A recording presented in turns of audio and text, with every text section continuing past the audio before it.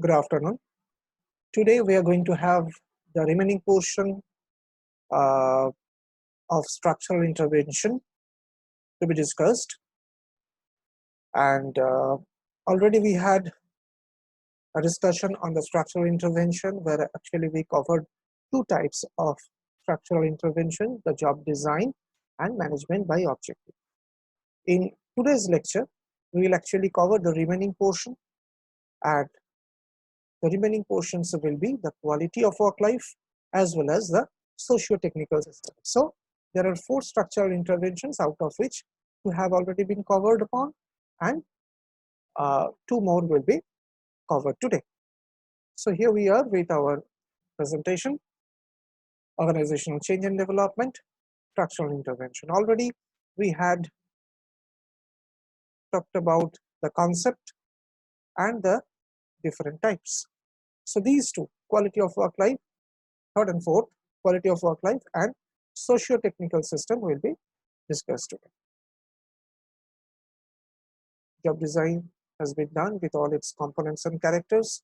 Management by objective has already been discussed in the last class.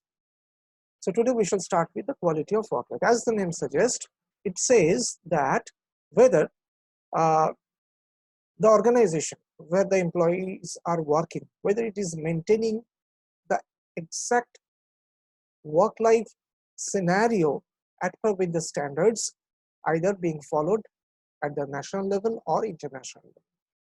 To be more precise, quality of work life actually reflects that what is the working condition and the working situation for the employees. It can be good, it can be bad, and according to the concept, if it is good, it will definitely contribute to the motivational level of the employees. It will contribute to the higher motivational level of the employees. If not, then the employees may feel demotivated.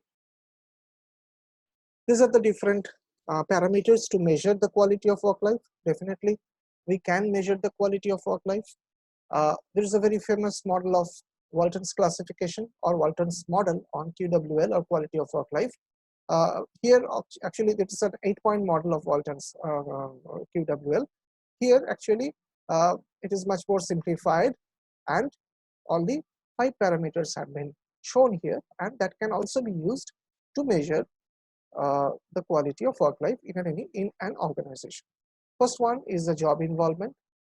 Through this, it will be observed whether the employee is involved in his job or not, whether the employee is satisfied with his job or not, whether the employee is having the sense of competence or the required confidence to perform a single job alone, whether the performance is up to the mark or not, and the productivity. So all these parameters will be taken into account to measure the quality of work life.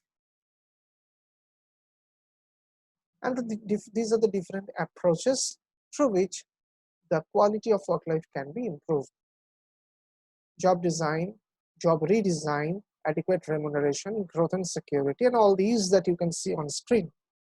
So all these areas, if the organization can properly work on, and if they can produce a true quality on these working condition parameters, definitely employees will feel motivated. This is the so far and so forth, these theories have been established by the thorough research on QWL. But one thing is noteworthy, that this particular thing, recognition is according to a behavioral model, which is a very popular model of Herzberg, that is two-factor theory.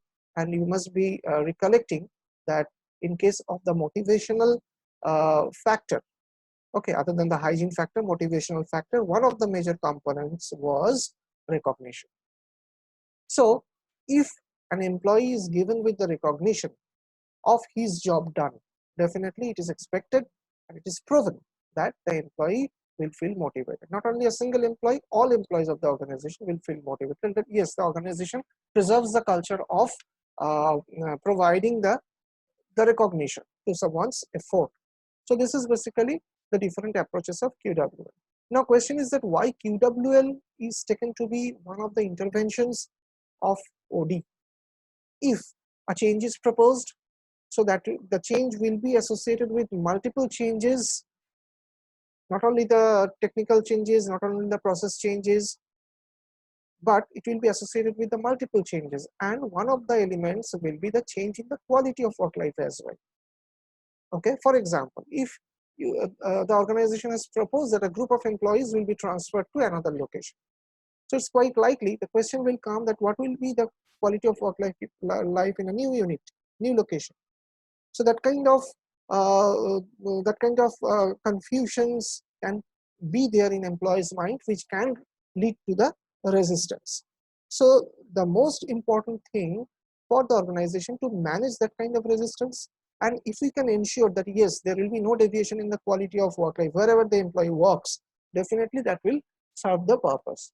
So this way we can say that this quality of work life can be used as a major structural interventions for OD. Next one is socio-technical system. If you recall, there is already a very well-known theory proposed by the School of Tavistock, London, and this theory says that an organization is nothing but a continuous interaction between the social elements, which are basically the manpower, workforce, contractors, and even the clients, as well as the technical system. The technical system refers to primarily the machine and the technology. To some extent, it can be referred to the task as well, task and the functionality, because the technical aspects and the functional aspects together, it makes the technical system. So, before going to this particular slide, I would prefer you to take you to this particular diagram where we can see the multiple interactions. This side, left hand side, is a social system as it indicates, and the right hand side is the technical system. What we have under social system, definitely primarily the people and definitely the structure. Here the structure refers to the organizational structure, the hierarchy primarily. On the other hand, we have a physical system where we are having the hardwares, the machines, the capital goods. Parallelly, we have the softwares and the other facilities, services, everything. So together it's actually constituting a physical system. In addition to that, just I was telling you that the functionality will also be a vital element. So that's why the the task and the working system also will be a vital elements of the technical system. So all these are actually, although we have a clear-cut demarcation between the social system and the technical system, but actually that kind of demarcation does not exist, because there will be a constant interaction among all components of a socio-technical system, which is important.